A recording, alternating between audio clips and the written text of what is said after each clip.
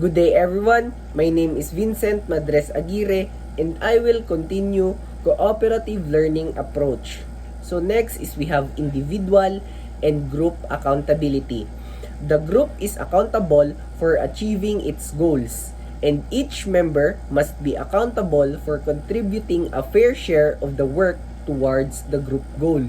So in this section, each member of the group should be able to share their thoughts, ideas, and opinion within the group sharing in order to achieve the group goal. Next is we have interpersonal and small group skills. Group members learn how to apply teamwork skills that has collaborative leadership, making fair decisions. So in this section, each member will work as a team. So in this type of event, each member will be able to build teamwork and someone will lead them to make fair decisions and everyone's idea will be disseminated into every group. And next, students also develop friendship by building trust, communicating freely, and resolving conflict. So while doing teamwork, each member will build trust and they can be able to communicate with each member of the group freely and openly. And in that way, they could be able to resolve any conflict that may come into their group. So next is we have promotive interaction. Students promote each other's success by sharing resources or information that will help every member. So in this section, by the members sharing their thoughts, ideas, and opinions, the members of the group will gain some knowledge. And this is just like a give and take process. The thoughts I will share, it will help them learn. And the thoughts that they will share, it will help me learn. So peers take time to encourage, praise, and each other's effort to learn. So, what do you call this? By the time that members put some effort to learn, even though it is hard for them, you should credit it and encourage them so they will become even more eager to learn. So next is group processing. So basically, to make this section short, group processing is every time the group accomplish their goal, they should talk to each other. How can they be able to comply their lapses and also to celebrate their success. This can also build strong foundation and on their relationship that can help them improve and work as a team even more and become successful to perform in every group task. Now, let's proceed to differentiated instructional approach. The pedagogical concept of differentiation as opposed to uniform instruction was first popularized by Carol Ann Tomlinson with her book How to Differentiate Instruction in Mixed Ability Classroom, published in 1995.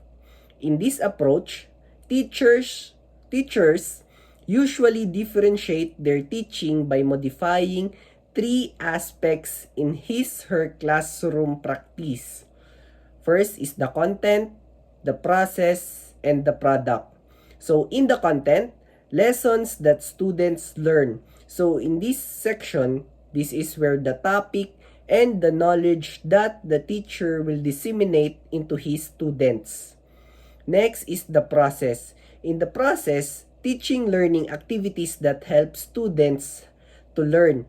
So in this section, this includes the lessons, the activities, quizzes, and all of the things the teachers do in order for the students to learn. And last is the product performance of the students. So in this section, this will show the capability or the learnings that the students gained in the learning process. Next is we have differentiating content.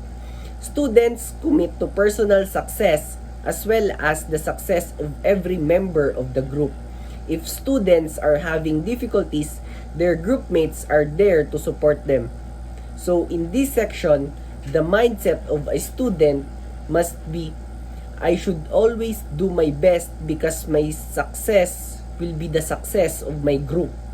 And the advantage in this side is if I have difficulties in learning in a specific topic, I have my group members to help me learn that topic. Next is positive interdependent can also promote motivation to learn because students are not just to learn for themselves but also for the benefit of their group. So if the group member motivates me to learn, that is my upside and that is my advantage because not just I'm helping myself but I'm also helping my group to improve. Last is working in groups involve sharing information, helping each other in doing the group tasks so they progress together. So this is an advantage if you are in a group because you have members to help you on your lapses, on your difficulties, and vice versa. Next is we have differentiating process. Teachers utilize whole class, small group, and individual explorations. Students are allowed to work with peers who show similar academic needs at given time. So this can be able a student to explore himself individually in a small group or even in the whole class for them to be flexible enough to put themselves in a group. Next is we have students of mixed readiness are also allowed to work together so that they may draw upon the strengths of other. So students who have different interests will work together so that they can be able to persuade each other and to be able to know the strengths of each interest. Next is students may also choose to work with classmates who have similar interest or learning style or even collaborate with those who have different interest or learning style. So, in this section, students who collaborate in similar interest will gain the knowledge of their interest and to have even more learnings that they don't have that other students do. And on the other side, if they collaborate with different interests, this can be able to persuade them to be interested in that type of interest of other students. Next is students themselves sometimes decide on their work groups and arrangement, and sometimes teacher also decide. So if students decide to work on their groups, this can be able them to be comfortable because they will choose the members that they will have. And if the teacher will decide, they have no choice but to collaborate with other members that they don't know, and this can build friendship and teamwork. And last is teachers may also use technology to create blended learning classrooms that allow for multiple leveled activities and centers. So if the teacher uses technology, it will be more interesting for the students and they will be able to pay attention because technology nowadays are interesting to students.